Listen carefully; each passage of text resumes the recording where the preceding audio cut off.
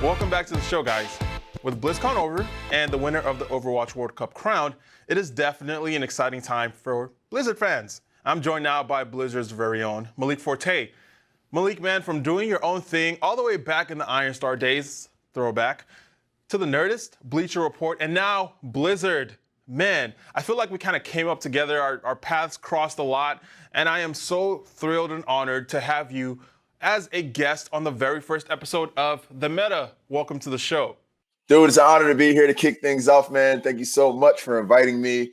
It only seems fitting, man, considering during those times coming up, Charles, me and you were both kind of in the same situation. So it's cool to be doing this together. Yeah, man, we talked about that before the interview. Serendipity is a real thing. Well, let's go ahead and jump right into BlizzCon. This is not your first rodeo, obviously. You love it. They love you. You keep coming back. They keep bringing you back. The community has embraced you. What is that like? Can you give us some insight into maybe some of your favorite aspects of the show? Yeah, man. I'll say it's hard to pick one particular aspect of BlizzCon that I like because it's such a just good event through and through. You have the esports championships that are going on across like 5 different games, which I always have fun just being able to cover those. My job at BlizzCon has been kind of the guy who gives the overview of all of the esports that are happening in the building. So it's really cool to be able to go to the StarCraft arena and then over to the Overwatch League arena and then just go all around and then cover all the esports and then deliver the updates to the people who are watching at home. I have a lot of fun doing that. But I feel like the main thing that I recognize, especially this year, is how much I love the community. The Blizzard community is just so endearing, so welcoming, so inclusive, just awesome, just positive. It's even before the con starts and they open the doors and we have the opening ceremony, there are people in the lobby of the hotels. There's a DJ. If you go to any of the surrounding hotels around the convention center, you can feel the energy of just the fans being happy to be together, the community being happy to be together. People are just meeting for the first time or for the umpteenth time because this is a tradition for them to come back every year. And that to me is just awesome. It really feels like a family reunion every year going back to BlizzCon. And having, been working at the show for 5 years, it doesn't even feel like I'm working anymore. It just feels like we're just there. We're just hanging out with everybody. And it's the coolest experience ever, dude. It's definitely become my favorite convention to go to, bar none. And I would go if I wasn't working, just for that simple fact that it just feels like, it feels like a family reunion. Yeah, that family aspect is really cool. So, you also host the Overwatch League. We just had the World Cup. I don't think there was any doubt in anyone's mind who would take home the dub. So, is it safe to say that the South Koreans are a dynasty now? Have they earned that title, do you think?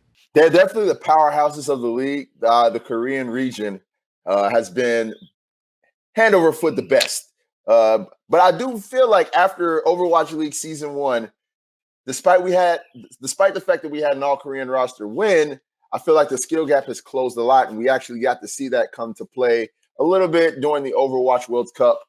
Team South Korea wasn't the strongest team that they have been. They didn't have the easiest road to first place or the gold medal. And I think we're just going to keep seeing that more. And the thing is, these guys are in the practice rooms with the rest of the world now. These guys are playing each other and scrimming against each other on the regular basis. So that South Korean stronghold that's been there since the beginning of Overwatch, it's slowly but surely diminishing. And right now, yeah, you can call them that. We can call them, the powerhouses, the dynasties, so to speak. But I kind of think that over time, we're going to see that kind of fade. And we're going to see the rest of the world really step up and show that they're just as viable when it comes to Overwatch, high-level Overwatch, that is, as the South Korean region. Yeah. So as far as posing a threat to the South Koreans next season, who do you feel like has a chance to step up to that plate? For sure.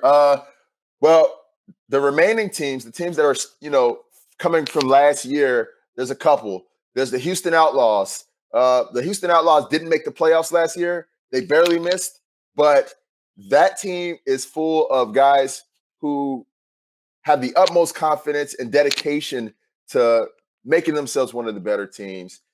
They just picked up Dante from the San Francisco Shock, one of the star DPS players in the league, and somebody to look out for. And I think probably the strongest thing or the most important thing when it comes to the Houston Outlaws is the fact that this team has been playing together, and they didn't really change their roster much going into season 2. Having team chemistry is very important, just like any other sport. You look at the San Antonio Spurs, one thing that made that team so strong over the last decade is the fact that they kept most of the core elements together, and the Houston Outlaws are kind of taking that same blueprint, keeping the core members together. I think that's going to definitely bode well for them going into next season. Other teams, though, the Philadelphia Fusion are runner-ups from last year, still a strong-looking team. They've made some good acquisitions during the offseason. Then we have Atlanta, the Atlanta Reign, which is an expansion team coming in. Their roster is actually looking pretty nice. They picked up some players from Overwatch World Cup who had great summers, who made a name for themselves. So I think that they're going to be a strong team too. And last but not least, the San Francisco Shock. I have to give them some love. They're a young team, but I think that they're slowly but surely putting the pieces to the puzzle together and are going to be a force to be reckoned with going into next season. So those are teams that are definitely going to be closing the gap between, the all-Korean rosters.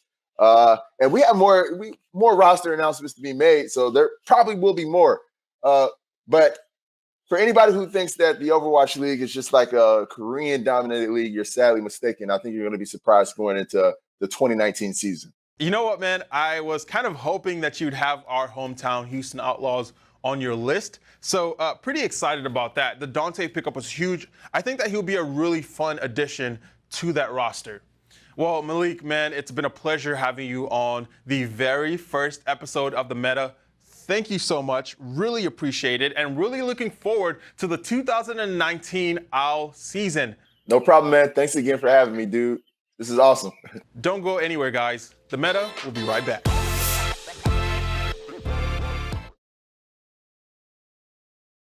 Welcome on back to The Meta. Our buddy Charles here had a chance to stop by 6 Foot Studios this last week. How did that go? It went pretty well. I had the chance to talk to Mike and Chris about their new game, Dreadnought. All right, let's take a look.